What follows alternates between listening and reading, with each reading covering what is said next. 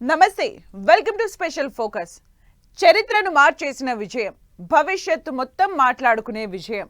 యువత తలుచుకుంటే ఏం జరుగుతుందో, కోపం వస్తే ఏమవుతుందో చూపించిన విజయం ఇది.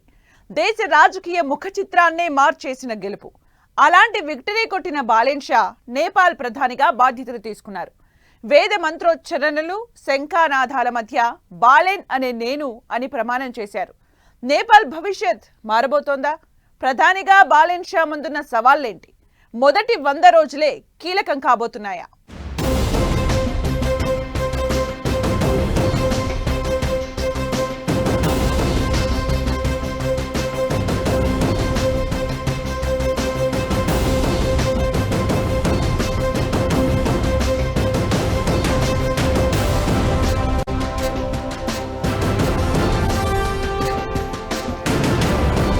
నేపాల్ రాజకీయాల్లో సరికొత్త అధ్యాయం. ప్రధానిగా 35 ఏళ్ల బాలెన్ షా బాధ్యతలు.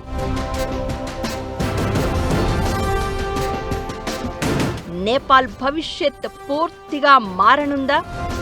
అద్భుత విజయం సరే, సవాళ్లు అనేకమేనా? బాలెన్ షాకు ఎదురు కాబోయే సవాళ్లేంటి? ప్రధానిగా మొదటి 100 రోజులే కీలకమా? బాలెన్ షా మీద కనిపించబోయే ఒత్తిడి ఏంటి? ర్యాప్ సింగర్గా కెరియర్ స్టార్ట్ చేసి ఆ తర్వాత పాలిటిక్స్ లోకి ఎంట్రీ ఇచ్చిన బాలేంద్ర షా నేపాల్ చరిత్రలో కొత్త అధ్యాయాన్ని లిఖించారు. బాలెన్ గా పాపులర్ అయిన బాలేంద్ర షా గత ఏడాది జెన్జీ చేపట్టిన అవినీతి వ్యతిరేక ఉద్యమంలో కీలక పాత్ర పోషించారు. ప్రభుత్వం కూలిన తర్వాత జరిగిన మొదటి ఎన్నికల్లో అద్భుత విజయాన్ని అందుకున్నారు. నేపాల్ పాలిటిక్స్ లో యువ నాయకత్వానికి నాంది పలుకుతూ 35 ఏళ్ల బాలెన్ ప్రధానమంత్రిగా బాధ్యతలు స్వీకరించారు. అతి చిన్న వయసులో ఈ పదవిని చేపట్టిన నేతగా చరిత్ర సృష్టించారు. మాదేశ్ ప్రాంతం నుంచి ప్రధాని అయిన మొదటి నాయకుడిగా ప్రత్యేక గుర్తింపు పొందారు. దేశాన్ని కుదిపేసిన జెన్జీ నిరసనలో కేపీ శర్మ ఓలీ నేతృత్వంలోని ప్రభుత్వం కూలిపోయిన 6 నెలల తర్వాత ఈ ప్రమాణ స్వీకారం జరిగింది. బాలెన్ ప్రమాణ స్వీకార కార్యక్రమంలో హిందూ బౌద్ధ మత సంప్రదాయాల సమ్మేళనం కనిపించిందని తెలుస్తోంది.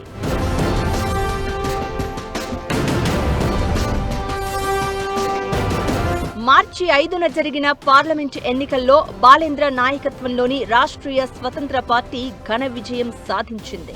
275 స్థానాల్లో 182 సీట్లు గెలుచుకుని పూర్తి మెజారిటీ సాధించింది. నేపాల్ రాజ్యాంగం ప్రకారం 165 స్థానాలకు ప్రత్యక్ష ఎన్నికలు, 110 స్థానాలకు నిష్పత్తి ప్రాతిపదికన ఎన్నికలు నిర్వహించారు. ప్రధాన పార్టీలైన Nepali Congress, CPN UML, communist పార్టీలు చాలా తక్కువ సీట్లకే పరిమితమయ్యాయి.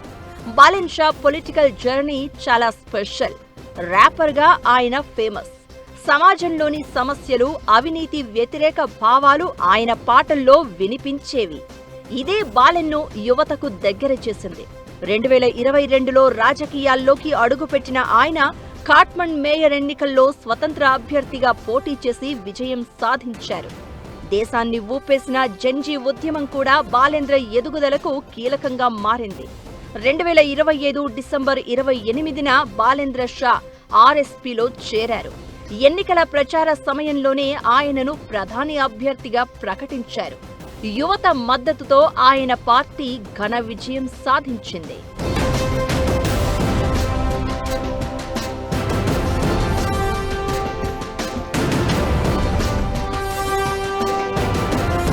ప్రభుత్వ ఏర్పాటులో భాగంగా మొదట చిన్న క్యాబినెట్ను ఏర్పాటు చేయాలని బాలేంద్ర షా నిర్ణయించారు.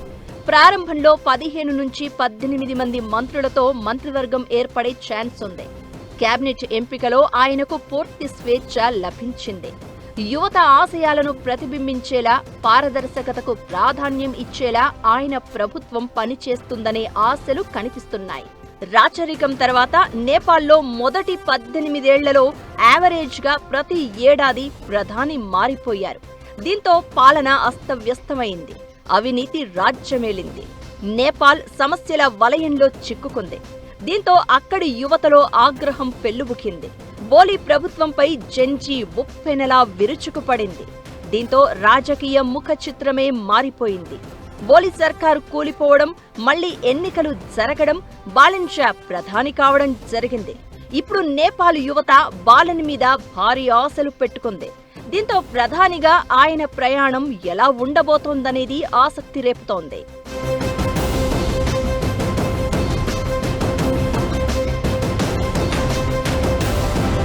అవినీతి, కుంభకోణాలు, పరిపాలనా వైఫల్యాలు, నిరుద్యోగం లాంటి సమస్యలు నేపాల్ను ఉక్కిరిబిక్కిరి చేస్తున్నాయి.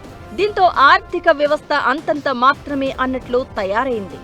నేపాల్లో గత 18 ఏళ్లలో ఏకంగా 14 ప్రభుత్వాలు మారాయంటే అక్కడ రాజకీయ అస్థిరత ఏ స్థాయిలో ఉండేదో అర్థం చేసుకోవచ్చు. బాలేంద్ర షా పార్టీ భారీ విజయంతో ఆ దేశంలో సంకీర్ణ రాజకీయాలకు తెరపడి సుస్థిర ప్రభుత్వం ఏర్పడింది. దీంతో దేశ అభివృద్ధికి వీలుగా సంస్కరణలు తీసుకురావడం, రాజ్యాంగ సవరణలు చేపట్టడం ఈజీ అవుతుంది. ఆర్ఎస్పీని గెలిపిస్తే దేశంలో అవినీతిని నిర్మూలిస్తామని, తలసరి ఆదాయాన్ని రెట్టింపు చేస్తామని, 15 లక్షల ఉద్యోగాలిస్తామని ఆ పార్టీ చైర్మన్ రబీ లామిచానేతో పాటు బాలెన్ షా ఎన్నికల ప్రచారంలో భారీ హామీలిచ్చారు. తమపై నేపాలీలకు ఉన్న అంచనాలను అందుకోవడం ఈ ఇద్దరికీ అంత ఈజీ ఏం కాదు. మరీ ముఖ్యంగా ప్రధాని హోదాలో ఉన్న బాలెన్ కు కఠిన సవాళ్లు ఖాయంగా కనిపిస్తున్నాయి.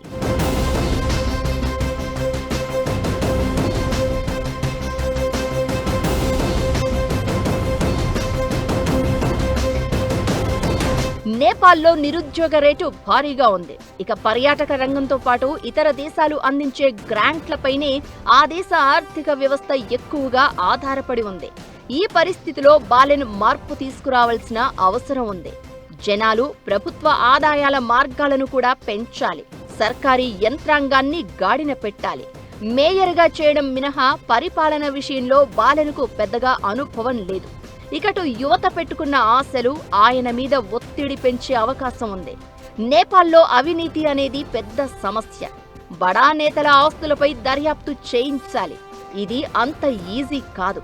బాలెన్కు రాజకీయ ఒత్తిళ్లు ఎదురవడం ఖాయం.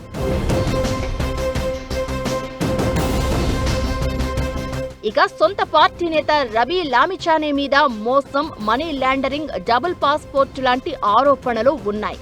మరి ఈ కేసుల విషయంలో బాలెన్ నిజాయితీగా వ్యవహరిస్తారా లేదా అనేది కీలకం.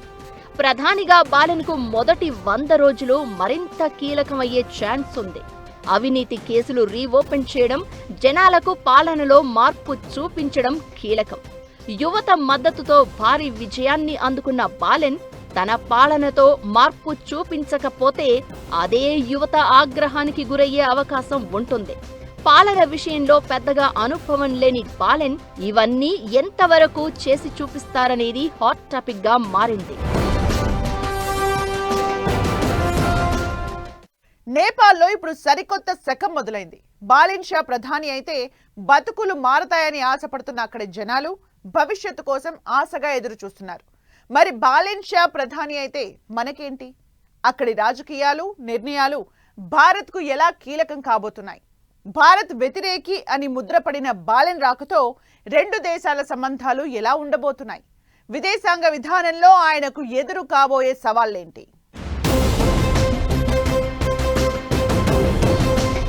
నేపాల్ ప్రధానిగా బాలెన్ అయితే మనకేంటి?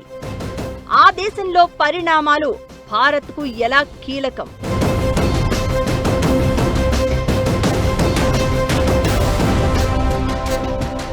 బాలెన్ విదేశాంగ విధానం ఎలా ఉండబోతోంది? భారత్ నేపాల్ సంబంధాలు ఎలా ఉంటాయి? భారత్తో సంబంధాలపై బాలెన్ వైఖరి ఏంటి?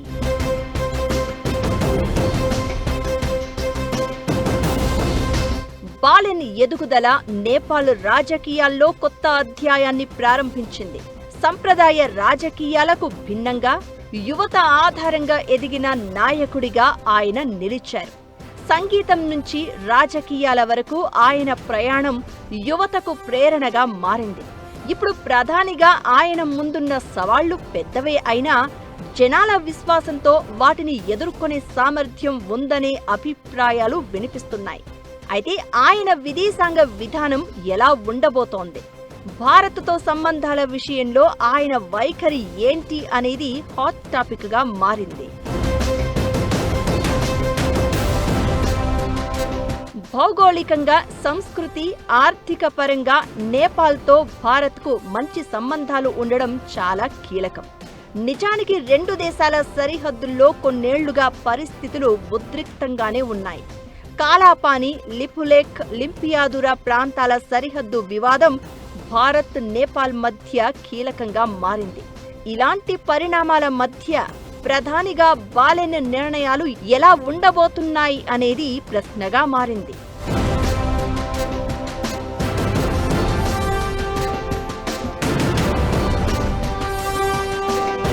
బాలెన్ షా స్ట్రాంగ్ జాతీయవాది.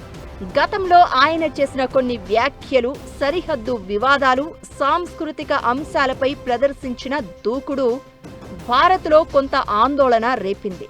తన ఆఫీసులో గ్రేటర్ నేపాల్ మ్యాప్ ప్రదర్శించి తన జాతీయవాదాన్ని చూపించారు. దీంతో బాలెన్ షా భారత్ వ్యతిరేకి అనే ముద్ర పడేలా చేసింది. ఇక విదేశాంగ విధానంలోనూ బాలెన్కు గట్టి సవాళ్లు ఎదురయ్యే అవకాశాలు కనిపిస్తున్నాయి. ఇండియా, చైనాతో సంబంధాలను బ్యాలెన్స్ చేయడం ఆయనకు కీలకంగా మారే ఛాన్స్ ఉంది. కాలాపాని, లిపులేఖ్, లింపియాదురా ప్రాంతాల వివాదాలే కాదు, అగ్నిపథ్ పథకాన్ని ప్రవేశపెట్టినప్పటి నుంచి మన గోర్ఖా రెజిమెంట్లలో నేపాలీలను నియమించుకోకుండా ఆ దేశం అడ్డుకుంది. నేపాల్లో అరుణ్ 3 హైడ్రో పవర్ వెంచర్ సహా పలు భారత ప్రాజెక్టుల పనులు జెన్జీ నిరసనల తర్వాత స్లో అయ్యాయి. సుస్థిర ప్రభుత్వం ఏర్పాటైతే ఆ పనులు వేగం పుంజుకుంటాయని భారత్ భావిస్తోంది. మరి బాలెన్ వైఖరి ఎలా ఉంటుందన్నదే ఇక్కడ కీలకం కాబోతోంది.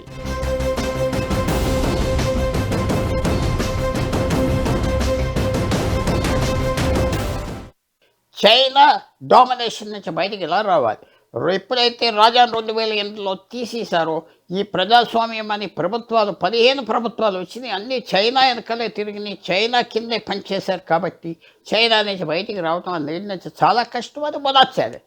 రెండో ఛాలెంజ్ ఏంటంటే భారతదేశంతో మంచి సంబంధాలు పెట్టుకుంటే చాలా వరకు ఆర్థిక వ్యవస్థ ప్రాబ్లమ్స్ తగ్గిపోతాయి. అన్నిటికంటే ముఖ్యం ఇప్పుడు బాలెన్ షా చేయవలసింది ఆనెస్ట్ ప్రభుత్వం ఇవ్వాలి. రాజకీయాలు వేరు, పరిపాలనా పగ్గాలు అందుకున్న తర్వాత వేరు. మరిప్పుడు ప్రధానిగా కూడా బాలెన్ ఇదే ధోరణితో ఉంటారా? భారత్ మీద వ్యతిరేక గళం వినిపించే అవకాశం ఉందా అనే చర్చ జరుగుతోంది.